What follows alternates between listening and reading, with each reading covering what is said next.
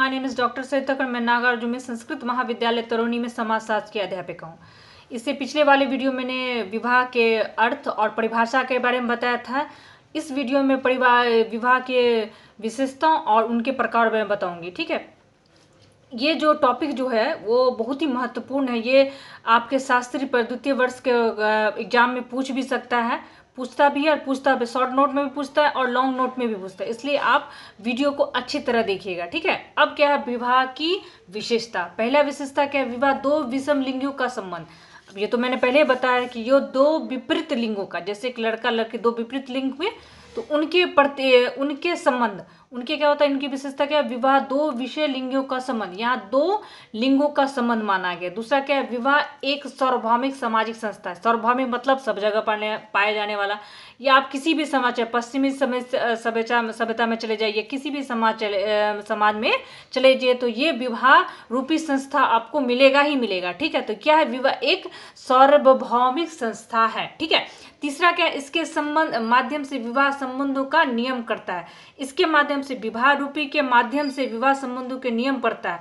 ये जो विवाह रूपी जो नियम होते हैं, ये आपको वैधता प्रदान करता है कि एक स्त्री पुरुष एक साथ रहते और संतान उत्पत्ति करते हैं और उन संतानों को वैध माना जाता है। ठीक है, इसमें चौथा क्या है, आपका बच्चों का पालन पोषण एवं समाजीकरण। आप देखिएगा, ये तो विवाह की सबसे महत्वपूर्ण विशेषताओं में से अब देखी जा सकती है। क्या है, बच्चों का पालन पोषण। अब जो बच्चा जो अगर वैध है तो उसका पालन पोषण उन दोनों लोगों पर जिम्मेदारी बनती है कि उनका पालन पोषण सही तरीके से, उनको एजुकेशन मिले, हर तरह की सुख सुविधा मिले, उनका सोशलाइजेशन समाजीकरण जो होता है, जो समाज के लिए बेहतर व्यक्ति बने, वो कहाँ से आता है, इस विवाह रूपी संस्थान से ही आता है। पांचवा क्या है, आपका आर्थिक सहयोग। अब है कि आर्थिक सहयोग दो व्यक्ति के रहने पे क्या होता है, अगर हस्बैंड वाइफ कमाते हो तो आपके क्या होता है, पैसा आर्थिक जो है बहुत ही अच्छा होता है और सही होता है, जिससे बच्चों का विकास अच्छी तरह से हो सके। ठीक है, उसके बाद छठा क्या है, मानसिक सुरक्षा। मानसिक, अब क्या है मानसिक सुरक्षा, मतलब अब अकेला आदमी जो रहता है, अकेले रहे तो उसको मानसिक टेंशन होता रहता है कि उसके दुख सुख के बारे में उनको बात करने वाला, उनकी समस्याओं को सुनने वाला कोई नहीं होता है कि वो अपना टेंशन किसको दे, वो टेंशन किसको बताए, किससे अपने दिल की बात करे। इसके क्या होता है, ये जो विवाह है ये आपको मानसिक सुरक्षा प्रदान करता है, उन्हें आपको अंदर से स्ट्रांग बनाता है कि भाई नहीं, आपके लिए हम खड़े हैं, आपके पीछे हम हैं। तो कि इसलिए बोला है कि ये दो पति पत्नियों का संबंध है ना होकर एक अटूट रिश्ता है। ठीक है, अब क्या है, सातवां सामाजिक सुरक्षा। अब क्या देख, सामाजिक सुरक्षा मतलब अब जो सामाजिक सुरक्षा होता है, दो पति पत्नी जो हस्बैंड वाइफ रहते हैं एक साथ, होते सामाजिक सुरक्षा, क्योंकि उसको उस विवाह को सामाजिक मान्यता मिली होती है। इसलिए क्या है, समाज भी इसको वैध है। कोई भी इसके साथ, अगर लड़का इसके साथ, लड़की अगर गलत करे तो लड़की को भी समाज कहने वाला होता है, और लड़का गलत करे तो लड़का को भी कहने के लिए समाज खड़ा आता है। ये आपको सामाजिक सुरक्षा प्रदान करता है। उसके संस्कृति का पीढ़ी दर पीढ़ी हस्तांतरण। अब क्या संस्कृति का पीढ़ी दर हस्तांतरण मतलब, अब देखिए विवाह रूपी संस्थान है जो परिवार का ही अंग है।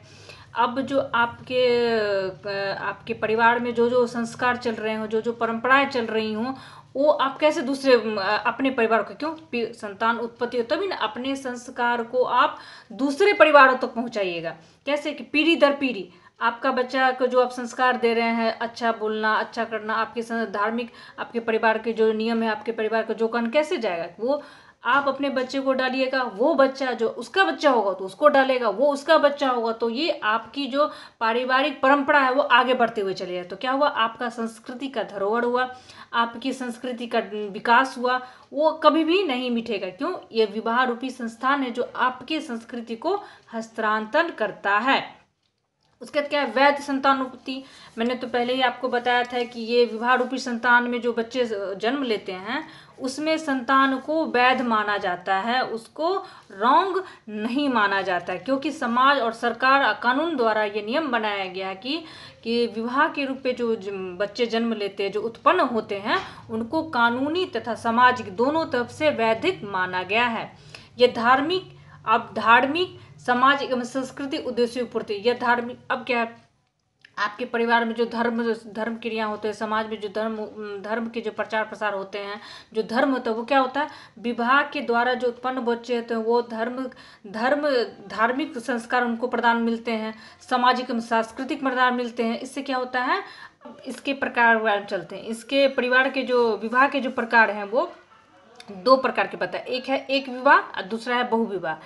एक विवाह जो है वो स्वरूप है जिसमें किसी एक समूह में कोई भी पुरुष एक से अधिक स्त्रियों से विवाह। अब है क्या, कोई भी पुरुष जो है एक समूह में कोई भी पुरुष एक से ज़्यादा स्त्रियों से विवाह नहीं कर सकता। ठीक है, यह है एक विवाह का स्वरूप। ठीक है, इसमें क्या, यह प्रथा हिंदू, खासी, संथाल तथा कादर जनजाति में पाई जाती है। ये जो एक विवाह जो है वो ऐसा स्वरूप है जिसमें एक समूह में कोई भी पुरुष अधिक स्त्रियों से विवाह नहीं कर सकता। इसमें क्या होता है, इसमें जो है एक जो समूह है उसमें कोई भी पुरुष जो एक ही स्त्री से शादी कर सकता है, वो सारी स्त्री से शादी कर नहीं सकता। ये जनजाति खसाल, खेड़िया, खखोर सब में पाया जाता है, खासी संथाल में पाया जाता है। ठीक है, दूसरा क्या है, बहुविवाह। ये ऐसा विवाह है जिसमें एक पुरुष स्त्री एक से अधिक पुरुषों से विवाह कर सकती है। ये ऐसा बहुविवाह जो है इसमें एक स्त्री बहुत सारे लड़कों से शादी कर सकती है, या एक पुरुष बहुत से ज़्यादा स्त्रियों से शादी करते हैं। क्या था, मंडोक जो है ना, मंडोक जो है उन्हें 250 समाजों का अध्ययन किया और ये निष्कर्ष ने आया कि पति चलते। एक विवाह के 2 प्रकार होते हैं, एक विवाह और दूसरा बहुविवाह। एक विवाह का मतलब है कि एक समूह में एक ही स्त्री से शादी कर सकते हैं। ठीक है, सारी स्त्रियों से आप शादी नहीं कर सकते। ये एक विवाह का संस्था का कारण। इसमें कौन कौन से जाति, इसमें हिंदू समाज में पाया जाता है, खासी में, संथाल में तथा कादर जनजाति में पाया जाता है। क्या क्या है, एक विवाह वह स्वरूप है जिसमें स्त्री एक समूह में कोई भी पुरुष एक से अधिक स्त्रियों से विवाह नहीं कर सकता। ठीक है, दूसरा क्या है, बहुविवाह। ये ऐसा विवाह है जिसमें एक पुरुष या स्त्री एक से अधिक स्त्रियों से विवाह नहीं कर सकता। अब क्या है, बहुविवाह में क्या है कि एक स्त्री बहुत सारे पुरुषों से शादी कर सकती हैं और एक पुरुष बहुत सारे स्त्रियों से विवाह कर सकते हैं। ये मंडोक ने 250 समाजों का अध्ययन किया और उसके पश्चात ये निष्कर्ष निकाला कि 50% जो है लोग इस विवाह को मानते हैं। धन्यवाद।